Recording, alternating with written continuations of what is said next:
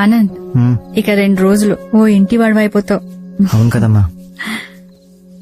ఒక మాట చెప్తాను, వింటావా? పెళ్ళైన వెంటనే మమ్మల్ని వదిలేసి ఫ్లాట్కి వెళ్ళిపోకండ్రా. ఏం లేదురా, అక్షర బాగా అలవాటైపోయింది. ఇప్పుడు పెళ్ళాక తను వదిలి ఉండాలంటే ఏదోలా ఉంది. ఇంతకు ముందు నా కూతురు లేని లోటు ఉండేది. ఇప్పుడు అక్షర పరిచయం అయిన తర్వాత అది పోయింది. అమ్మా ఎందుకమ్మా అక్షరతో అంత ఎమోషనల్ గా ఉండకమ్మా. తనొక రోజు ఉన్నట్టు ఇంకొక రోజు ఉండదు. రేయ్, ఏం మాట్లాడుతున్నావురా? అక్షర చాలా మంచిది, నాకు బాగా నచ్చేసింది. ఇప్పుడు నువ్వెంతో నాకు అక్షర కూడా అంతే. నిన్ను వదిలి నేను ఎలా ఉండలేను, అక్షరాన్ని వదిలి కూడా నేను ఉండలేనురా. పెళ్ళైతే వాళ్ళ అమ్మ నాన్నని వదిలేసి ఇక్కడ ఒంటరిగా ఉండాల్సి వస్తుందేమో అని ఫీల్ అవుతున్నట్టుందిరా. నువ్వెంత మంచిదానివో నీకు కూడా తెలియదమ్మా. నాకు నీలాంటి అమ్మ, తనకి నీలాంటి అత్తయ్య దొరకడం చాలా కష్టం అమ్మా. అక్షర లాంటి కోడలు వస్తే ఏ అత్తైనా ఇలాగే ఉంటుంది. నా కొడుకుతో జీవితాంతం ఉండడానికి వస్తున్న అమ్మాయికి ఆ మాత్రం గౌరవం ఇవ్వాలి కదరా. దేవుడి దయ వల్ల ఇప్పటి వరకు అంతా బాగా జరిగింది. ఈ 2 రోజులు కూడా ఎటువంటి ఇబ్బంది లేకుండా ఈ పెళ్లి జరిగిపోతే అంతే చాలు.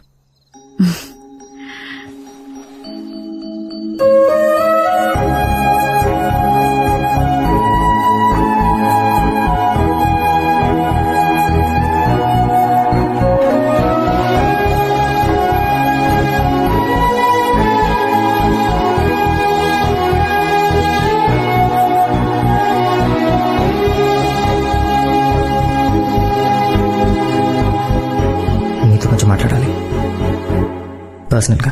వీళ్ళకి అన్నీ తెలుసు, వీళ్ళ ముందే నువ్వు మాట్లాడొచ్చు.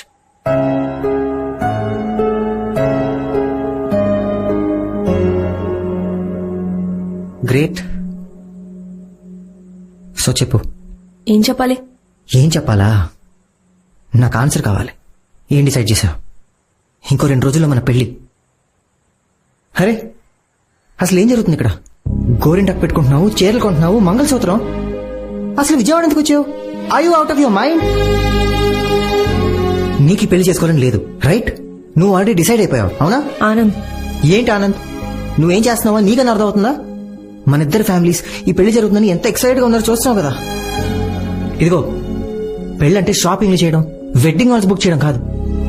2 ఫ్యామిలీస్ మధ్య ఎమోషన్స్. నువ్వు పెళ్లికి రెడీగా లేవని వాళ్ళకి తెలిస్తే వాళ్ళందరూ ఏమైపోతారో తెలుసా? ఒక్క నిమిషం, ఇది మన లైఫ్, మన పేరెంట్స్ లైఫ్ కాదు. మన ప్రాబ్లం ని మనమే సాల్వ్ చేసుకోవాలి. ఆఫ్ కోర్స్, నీకు పెళ్లి చేసుకోవడం లేకపోతే నో అని చెప్పు. మధ్యలో ఈ హైడ్ అండ్ సీక్లు ఎందుకు? అర్థం అవుతుందా లేదా? చూడు ఎలా అరుస్తున్నావో. ఇది వరకు ఎప్పుడూ నువ్వు ఇలా లేవు. ఇప్పుడు నీ రియల్ పర్సనాలిటీ బయటకు వస్తుంది. అవును, మనుషులు సిచ్యువేషన్ బట్టి మారుతూ ఉంటారు. ఒక్కోసారి మన కొంతమందితో ప్రేమలో పడతాం. కొన్ని సిచ్యువేషన్స్ లో వాళ్ళ కోసం బ్రతకాలనుకుంటాం, కొన్ని సిచ్యువేషన్స్ లో వాళ్ళ కోసం చావాలనుకుంటాం. We keep changing. అయినా మనుషులు ఏమైనా సాల్ట్ షుగరా ఎప్పుడు ఒకే టేస్ట్ ఉండడానికి? ఇది నీకు అర్థం కాకపోతే నీ తప్పు. నీ తప్పుకి మన పేరెంట్స్ సఫర్ అవడం నాకు ఇష్టం లేదు అక్షర. ఇదిగో, రేపు మన పెళ్లికి అంతా జరుగుతూ ఉండగా నాకు ఈ పెళ్లి ఇష్టం లేదు, నేను ఇంకా డిసైడ్ చేసుకోలేదంటే ఏంటి పరిస్థితి? ఆనంద్, ఒక్కసారి నా పొజిషన్ లో ఉండి ఆలోచించు. ఒక అమ్మాయి వాళ్ళ పేరెంట్స్ ని వదిలి పరా ఇంటికి వెళ్ళి ఉండాలంటే ఎలా ఉంటుందో ఆలోచించు. ఆబు, ఈ యావత్ ప్రపంచంలో నువ్వు ఒక్కదాన్ని పెళ్లి చేసుకుంటున్నావా బోడీ? అసలు ఏమనుకుంటున్నావు నువ్వు? మా అబ్బాయిలకి ఏ టెన్షన్ ఉండమనుకుంటున్నావా? ఓన్లీ మీ అమ్మాయిలకి నా టెన్షన్స్. ఒక్కసారి మా పొజిషన్ లోకి వచ్చి ఆలోచించండి. వన్స్ పెళ్ళయ్యాక మీ రెస్పాన్సిబిలిటీ మాది. మీకేదైనా జరిగితే మీ పేరెంట్స్ కి మేము ఆన్సరబుల్. మొత్తం సొసైటీ క్వశ్చన్ చేస్తుంది మమ్మల్ని. మాకేం తెలుసు ఎటువంటి అమ్మాయి మా ఇంట్లోకి వస్తుందో, మా ఫ్యామిలీతో అడ్జస్ట్ అవుతుందో లేదో, మాలో విడిపోతుందా లేదా, మంచిదా చెడ్డదా, లేక నీలా పిచ్చిదా? ఇలా 1,00,000 ఆలోచనలు, కోటి టెన్షన్లు. ఒక్కసారి ఆలోచించు అక్షర. నువ్వు ఇప్పుడు బిహేవ్ చేస్తున్నావే, అలా నేను బిహేవ్ చేస్తుంటే నువ్వేం చేసేదానివి? ఏం చేసేదానివి? నీ గురించి నువ్వు ఆలోచించుకుంటున్నావు కానీ ఒక్కసారి కళ్ళు మూసుకుని నా గురించి ఆలోచించు. నీకే అర్థమవుతుంది ఇక్కడ గుండెలు ఎలా బద్దలవుతున్నాయా. సరే పోనీ మీ పేరెంట్స్ కి చెప్పమంటావా నీకు పెళ్లి ఇష్టం లేదని? ఏంటి భయపెడుతున్నావా లేదా ప్రెషరైజ్ చేస్తున్నావా? ప్రెషర్ చేయట్లేదు Akshara, your behaving like a fool అని చెప్తున్నాను. ప్రతి ఆటకు రూల్స్ ఉంటాయి అక్షర. మనం ఆడే ఆటలో మనిద్దరం పార్ట్నర్స్. మనం ఆడాలని డిసైడ్ అయినప్పుడు కలిసి ఆడాలి. And if you don't want play this game you can leave. Leave right now.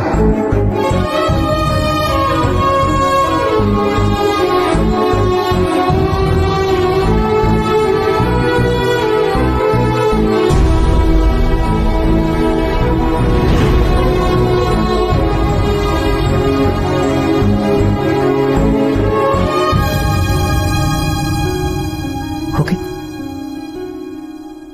Decide అయిపోయావన్నమాట. నువ్వు నీ పేరెంట్స్తో మాట్లాడు. నేను నా పేరెంట్స్కి చెప్తాను ఈ పెళ్లి జరగట్లేదు.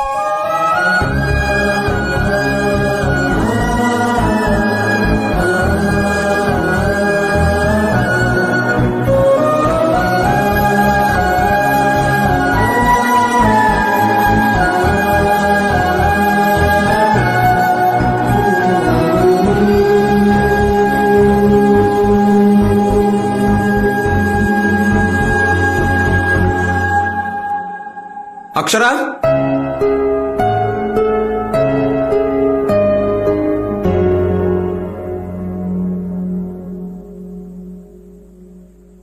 తన తప్పుకి నేను క్షమాపణ చెప్తున్నాను బాబు.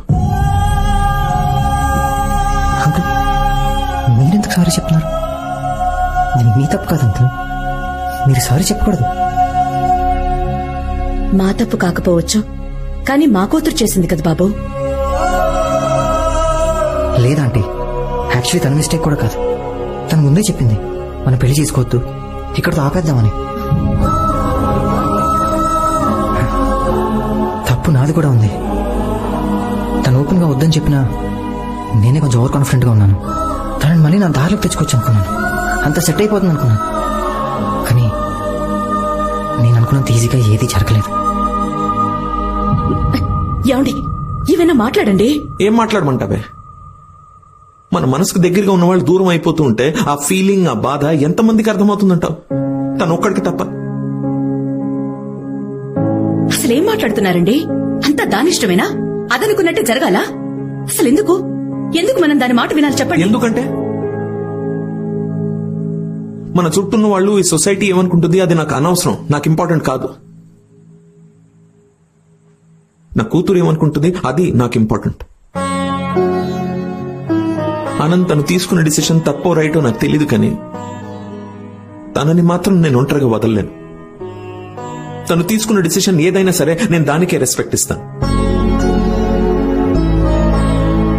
ఒకవేళ తనది తప్పైనా నేను తనకే సపోర్ట్ చేస్తాను. నీ తరపున మాత్రం ఒక్క రెస్పాన్సిబిలిటీ నేను తీసుకుంటాను. మీ ఇంటికి వచ్చి మీ తల్లిదండ్రుల్ని క్షమించమని అడుగుతాను. వద్దు అంకుల్, మీరు మా ఇంటికి రావద్దు. మా పేరెంట్స్ నేనే కన్విన్స్ చేస్తాను. వాళ్ళకి ఎలా చెప్పాలో నేను వాళ్ళకి అలా చెప్తాను. మీరు వెంటనే బయలుదేరి హైదరాబాద్ వెళ్ళిపోండి అంకుల్, ప్లీజ్. ఎందుకంటే ఈ విషయం మా ఇంట్లో తెలిసినా కూడా ఎవ్వరు ఇక్కడికి వచ్చి మీ వైపు వేలు చూపకూడదు అంకుల్. అలా జరిగితే నేను చాలా ఫీల్ అవుతాను, చాలా బాధపడతాను. మీరంతా ఎంతో మంచివాళ్ళు అంకుల్. ప్లీజ్ వెళ్ళిపోండి అంకుల్, ప్లీజ్. అంకుల్ ప్లీజ్, మీరు పెద్దవారు. మీకు విషయం తెలుసా? ఫ్యూచర్లో మా ఇద్దరికి ఒక అమ్మాయి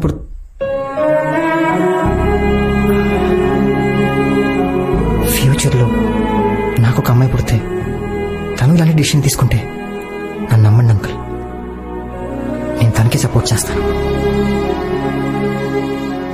మీరు చెప్పింది కరెక్ట్. పెళ్లి కంటే జీవితమే గొప్పది. కానీ ఒక రిక్వెస్ట్ అంకుల్, నేను ఇక్కడి నుంచి వెళ్ళిన తర్వాత కూడా అక్షరాన్ని ఏమనకండి ప్లీజ్ అంకుల్.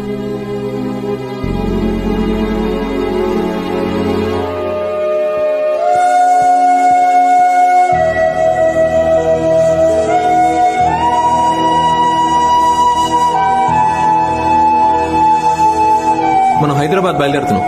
అని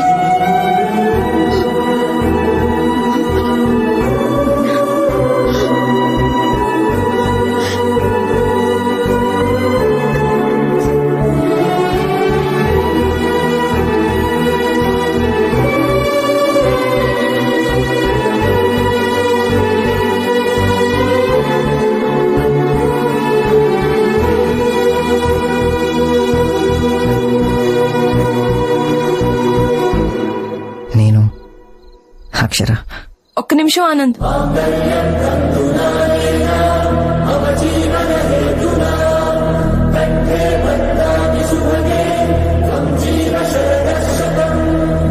అక్షర, నువ్వెందుకు వచ్చావు?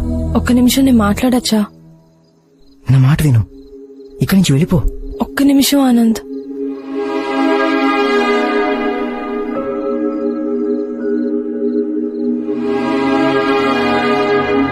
మీకు ఆనంద్ చెప్పే ఉంటాడు ఈ పెళ్లి జరగట్లేదని.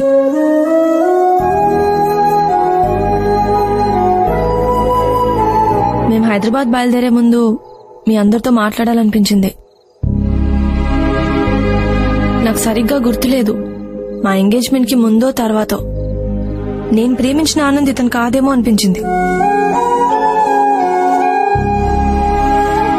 తను చాలా మారిపోయాడు అనిపించింది. నాకు స్టేజ్ లో భయం వేసింది ఆంటీ. రేపొద్దున పెళ్ళాక ఇంకా మారితే నా పరిస్థితి ఏంటనిపించింది. అందుకే ఈ పెళ్లి నుంచి విత్డ్రా అయిపోవాలనుకున్నాను. అయిపోయాను. ఎందుకంటే మనకి లైఫ్ లో జరిగిన ఎక్స్పీరియన్సెస్ వల్ల మనం చాలా జాగ్రత్తగా ఉండాలనుకుంటాం. అలాంటప్పుడే మన కన్ఫ్యూజన్ మొదలవుతుంది. ఆ కన్ఫ్యూజన్ నుంచి ఇన్సెక్యూరిటీ మొదలవుతుంది. నాకు అదే జరిగింది. బామ్మా, నీకు తెలుసా నీ మనోడు ఒక హోప్లెస్ ఫెలో. వాడు టూ మచ్. తను పెద్ద హీరో అనుకుంటాడు. తను తప్పు చేసిన వాళ్ళకు కూడా ఇంకో ఛాన్స్ ఇద్దామంటాడు. అవతలి వాళ్ళు తమది తప్పు అని తెలుసుకునేంత వరకు కూల్ గా కామ్ గా వెయిట్ చేస్తాడు. నాలాంటి ఇండెసిసివ్ కన్ఫ్యూజ్డ్ అమ్మాయి కూడా ఛాన్స్ ఇచ్చాడు. చాలా పేషెంట్ గా వెయిట్ చేశాడు. ఆ టైంలో నేనేం చేశాను తెలుసా? ఆనంద్ చేసిన తప్పుల గురించి ఆలోచించాను. కానీ తను నా గురించి, నా ఫ్యామిలీ గురించి, మాకు పుట్టబోయే పిల్లల గురించి ఆలోచించాడు. తనంత పాజిటివ్. నిన్న ఆనంద్ నాతో ఒక మాట అన్నాడు, ఒక్కసారి నా పొజిషన్ లో ఉండి ఆలోచించు అక్షర అని. ఆలోచించాను.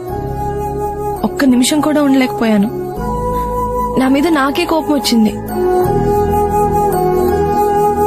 ఒక తండ్రిగా కూతురికి సపోర్ట్ చెయ్యొచ్చు, అందులో న్యాయం ఉంది. కానీ తనెందుకు నాకు సపోర్ట్ చేశాడు? ఎందుకు నాకు ఛాన్సుల మీద ఛాన్సులు ఇచ్చాడు? నేనెంత టార్చర్ పెట్టినా ఎందుకు పేషెంట్ గా భరించాడు? ఆఖరికి నిన్న నా తప్పని తెలిసినా కూడా మా నాన్న దగ్గర నన్నెందుకు సపోర్ట్ చేశాడు? ఇంతకన్నా మంచోడు నాకు ఎక్కడ దొరుకుతాడు?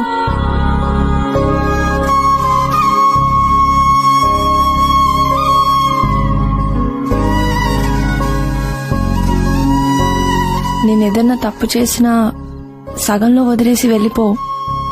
నన్ను గుండెల్లో పెట్టుకొని చూసుకుంటావు. నిన్ను చాలా హర్ట్ చేశాను కదా. నువ్వు ఎప్పుడో అన్నట్టు గుర్తు, ఇద్దరి మధ్యన ఇష్టం కుదిరితే వాళ్ళ మధ్యన ఎన్ని గొడవలు వచ్చినా లైట్ తీసుకోవాలని. మన మధ్యన చాలా జరుగుండొచ్చు. లైట్ తీసుకుంటావా ఆనంద్? ప్లీజ్ నన్ను క్షమిస్తావా?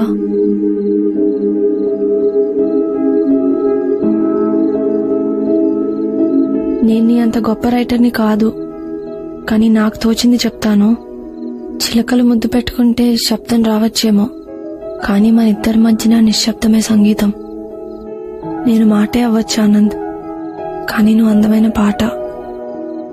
నేను కలయి ఉండొచ్చు, కానీ నువ్వు కళ్ల ముందు కనిపించే నిజానివి. నువ్వు అన్నట్టు నేను అరిగిపోయిన టేప్ రికార్డర్నే. ఎప్పుడు I love you, I love you, I love you అంటూ ఉంటాను. Will you marry me Anand?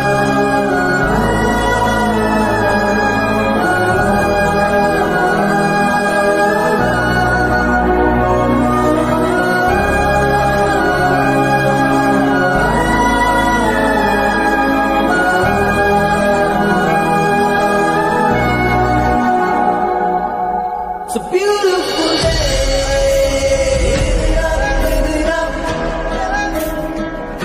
It's a beautiful day.